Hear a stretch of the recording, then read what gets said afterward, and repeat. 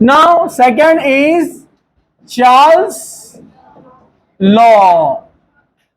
Charles law क्या बोलता है, जरा ध्यान से देखिए सब लोग। चार्ल्स लॉ डायरेक्ट पहले आप रिलेशन याद रखिए कि temperature directly proportional to volume या volume directly proportional to temperature. ऐसे भी आप यहां पर कह सकते हैं as temperature increases volume increases. ये तो सबको पता है ना, सिलेंडर में गैस है, आप गर्म करेंगे एक्सपांड होते जाएगा, वॉल्यूम बढ़ते जाएगा। ठीक है, चलिए ये है इसका रिलेशन चार्ल्स लॉ। अब उसको हम डिफाइन करेंगे एट कांस्टेंट। अब कौन सी चीजें यहां पर कांस्टेंट रहने वाली है? Eight constant pressure and number of moles fix रहेंगे। ठीक है, मैं शॉर्ट में इसलिए लिख रहा हूं कि डेफिनेशन आप बना सकते हैं, लेकिन ऐसा लिखूंगा तो याद रहेगा अच्छे से आपको। So at constant pressure and fix number of moles, small N मतलब number of moles, fix number of moles, volume of a gas, volume of a gas is directly proportional to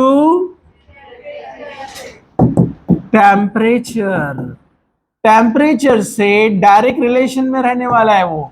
आपने लिया है सिलेंडर, इस cylinder में रखी हुई है gas, और यहां पर ये गैस है और ये पिस्टन लगा हुआ है यहां पर। आपने इसको हीट करना शुरू किया, जैसे ही आप हीट करेंगे ये पिस्टन ऊपर की तरफ जाएगा, वॉल्यूम एक्सपांड हो रहा है, V1 से वो चला जाएगा V2 तक, यहां पर वो फैल गया है। समझा आपको? तो ये है चार्ल्स लॉ। तो चार्ल्स लॉ ने कहा कि temperature directly proportional to volume. Proportionality का साइन आपको हटा के लाना है, इक्वल टू तो क्या लेते हैं आप, K constant, T is equal to K into V. K का वैल्यू आपको निकालना है तो T upon V is equal to K. वैसे ही आप टेम्परेचर बढ़ाएंगे वॉल्यूम बढ़ेगा, डायरेक्ट रिलेशन में ना।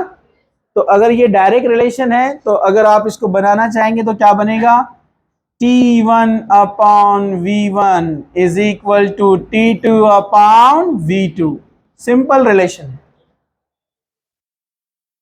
इसी को आप रीअरेंज करके इस तरह से लिख सकते हैं, जो हमने नहीं, हम उसको बाद में देखेंगे। ठीक है, चलो आगे बढ़ते हैं। हम इसको T1 upon V1 is equal to T2 upon V2।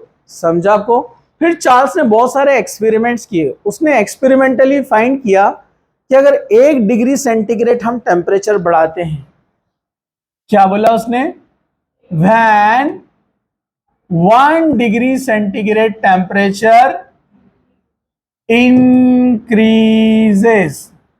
तो वॉल्यूम में जो चेंज आता है वो कितना आता है, 1/273.15, इतना चेंज आता है। उसने रिलेशन बताया, उस रिलेशन से उसने एक फॉर्मूला डिराइव किया। फॉर्मूला क्या डिराइव किया उसने, Vt is equal to V not in bracket 1/273.15 into V not. ये नहीं भी लिखा तो चलेगा, कोई प्रॉब्लम नहीं। ठीक है, V नॉट, ये एक रिलेशन उसने निकाला। फिर उसको मैथमेटिकली सॉल्व किया कि Vt is equal to V not 1 plus, और यहां पर लिया T अपॉन 273.15।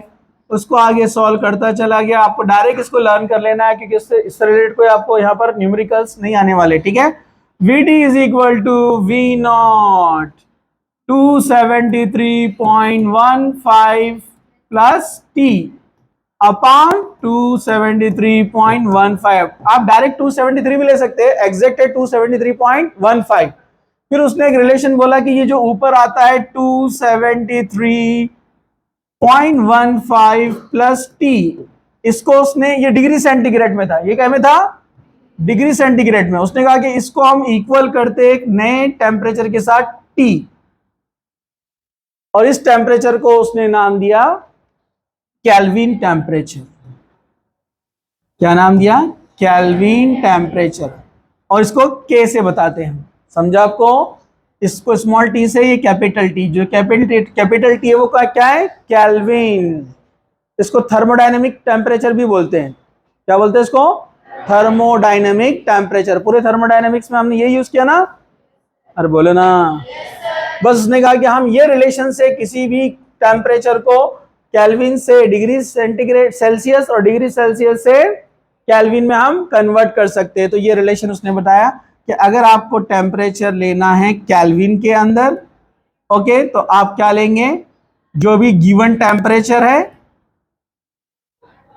गिवन वैल्यू जो भी रहेंगी T, प्लस साथ में क्या लेंगे 273.15। जैसे फॉर एग्जांपल उसने कहा कि अगर टेम्परेचर T नॉट है तो वॉल्यूम क्या रहेगा V नॉट, टेम्परेचर T1 है तो वॉल्यूम क्या रहेगा V1। ये भी एक रिलेशन उसने बताया, आप इसको याद रखिए। फॉर एग्जाम्पल यहां पर टेम्परेचर है 0 डिग्री सेंटीग्रेड। कितना है? 0 डिग्री सेंटीग्रेड। तो आप उसमें मिला दो कितना, 273.15।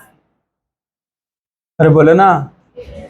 तो आपका केल्विन में टेम्परेचर आ जाएगा 273.15 केल्विन। अगर डिग्री सेंटीग्रेड में टेम्परेचर है 1, तो आप इसमें ऐड कर दो 273.15। क्या आएगा आंसर? 274.15। जैसे जैसे एक एक डिग्री बढ़ता जाएगा, इधर केल्विन में भी टेम्परेचर 273 के आगे बढ़ता जाएगा। जैसे अगर आपने लिया 25 डिग्री सेंटीग्रेड रूम टेम्परेचर, कितना, 25 डिग्री सेंटीग्रेड आपने लिया रूम टेम्परेचर, तो आपका फॉर्मूला क्या बनेगा, 273.15 प्लस 25 कितना होता है, 298 केल्विन। समझा क्या? आप लेते 100 डिग्री सेंटीग्रेड प्लस 273.15, तो केल्विन में कितना बनता है, 373.15 केल्विन। उसको अप्रोक्सीमेट 373 बोलते हैं। समझा? पुढे जायचं। अब अपना ग्राफ क्या बनेगा, वॉल्यूम वर्सेस टेम्परेचर। हाँ, तो अब यहां पर आप बोलिए उसने एक्स एक्सेस में क्या लिया है,